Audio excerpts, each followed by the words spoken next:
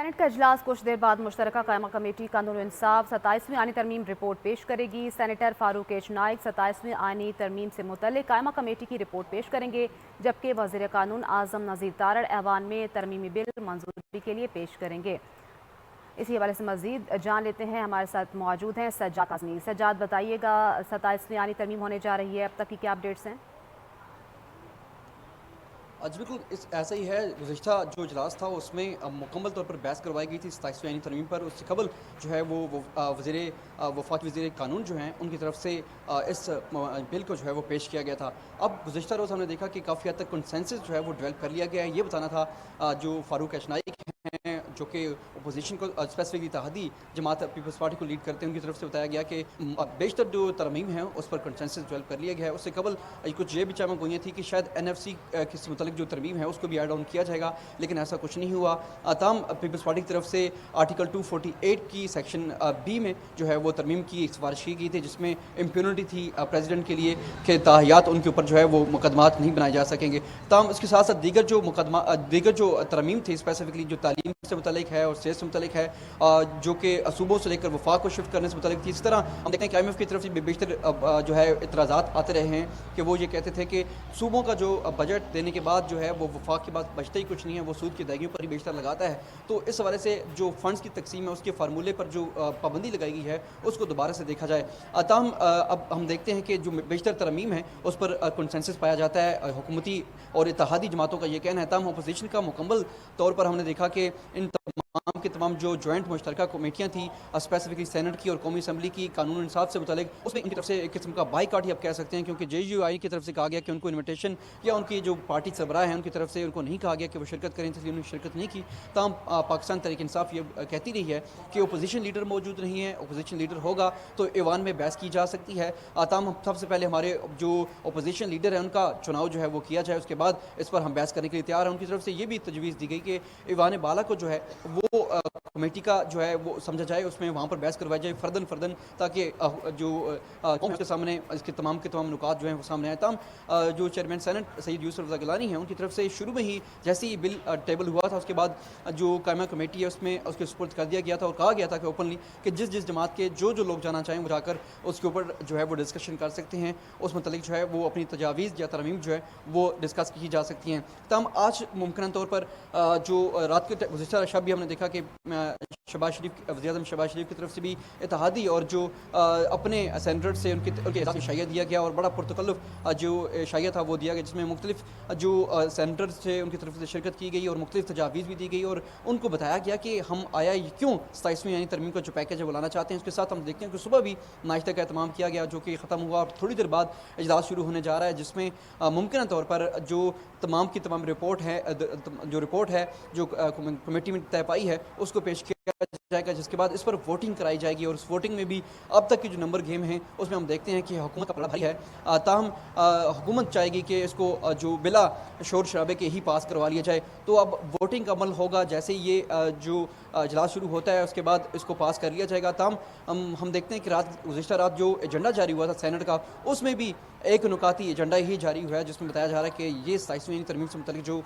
معاملہ ہے اس کو نپٹایا جائے گا۔ جی سجاد، پیپلز پارٹی کچھ شکوں کو لے کے اعتراض کر رہی تھی اور خصوصاً NFC ایوارڈ کو لے کے، تو بتائیے گا وہ اعتراض برقرار ہے تو سیکنڈ آپشن کیا ہے حکومت کے پاس؟ دیکھیں، جب شروع میں مجوزہ جو ڈرافٹ سامنے آیا تھا اس میں اس کا ذکر تھا کہ NFC سے متعلق جو تحفظات ہیں وہ برقرار تھے حکومتی جماعت کے، اور IMF کی طرف سے بھی گائے بگائے کہا جاتا رہا ہے کہ ہمیں اس میں جو اب NFC کی حد بندی ہے اس کو ختم کیا جائے، تاکہ جو بیشتر جو اسپیسیفکلی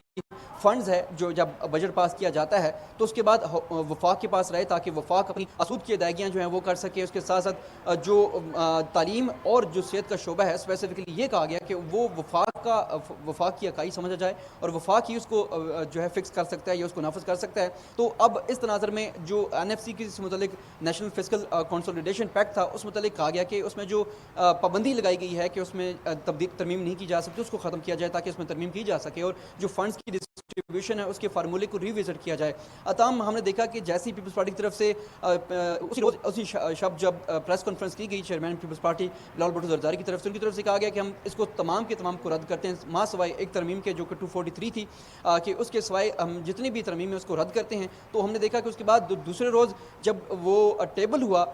जो बिल था उसमें वो NFC की जो शिक थी जो स्पेसिफिकली जो मुजवजा ड्राफ्ट में थी वो उसमें से गायब कर दी गई। उसमें ये कहा गया वज़ीर कानून की तरफ से कि हम चाहते हैं कि जो कोलिशन जमातें हैं उसको साथ लेकर के चलें और इस तनाज़र में ही उसको ख़त्म किया गया है। तब NFC का जो जिक्र है वो हमें 27वीं आईनी तरमीम में तो नहीं देखते, बहरहाल बाद में अगर कोई इसमें ऐड ऑन करना चाहेगा तो वो देखा जा सकता है, लेकिन इस वक्त ऑन स्पॉट जो है अब तक जो टेबल किया गया बिल उसमें इसका कोई जिक्र मौजूद नहीं है। जी अच्छा सजाद, आज अपोजिशन जमातों का भी पार्लिमानी इजलास होने जा रहा है और अली ज़फ़र जो है पार्लिमानी लीडर उनको लीड कर रहे हैं, सदारत कर रहे हैं, तो क्या हिकमत अमली तय की जाएगी क्योंकि अपोजिशन जमातों के एतराज़ात तो बरकरार हैं? देखिए, हम अगर नंबर्स गेम से मुतालिक बात कर लें तो दूसरी बड़ी जमात है पाकिस्तान तहरीक इंसाफ में। अब ये चीज़ देखना पड़ेगी कि आया वो किस हद तक जो है वो हुकूमत को जो है वो सख्त टाइम देते हैं, टफ टाइम देते हैं। तमाम एहतजाज तो मुमकिन तौर पर वो करेंगे, लेकिन जैसे कि आपने पूछा कि इस वक्त भी उनका इजलास हुआ जिसमें उनकी तरफ से ये पार्लिमानी हिकमत अमली बनाई गई है कि आया वो क्या करने जा रहे हैं। तमाम हम ये ज़रूर देख सकते हैं कि वो प्ले कार्ड लेकर आएंगे, बिल की कापियाँ फाड़ सकते हैं, इस तरह वो दीगर एहतजाज या वाकआउट कर सकते हैं। तमाम नंबर गेम से मुतालिक इस वक्त जो हुक्मरान इत्तेहाद है उसको कोई किसी किस्म का मसला नज़र नहीं आता। तमाम वो जरूर चाहता था कि JUI भी उनके साथ चले ताकि JUI को जो है कौमी असम्बली में उनकी काफ़ी हद तक उनको ज़रूरत पड़ेगी। तो आप देखते हैं कि जो हुक्मरान इत्तेहाद है वो इसको कैसे टैकल करता है जब इसको टेबल किया जाता है स्पेसिफिकली इस बिल को, तो उसके बाद उसको क्या क्या जो चैलेंजेस है वो उसका सामना करना पड़ सकता है। हम अब तक की सूरत हाल ये है कि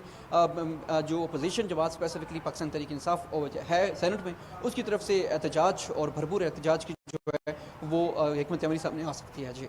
अच्छा सजाद, बताइएगा अपोजिशन जमातों के एतराज़ात कौन सी शिकों पे हैं? देखिए, अपोजिशन जमात जो सबसे बड़ी है वो ये कहती है कि हमें 27वीं तरमीम के ऊपर ही एतराज़ है। वो ये कहते हैं कि ये स्पेसिफिकली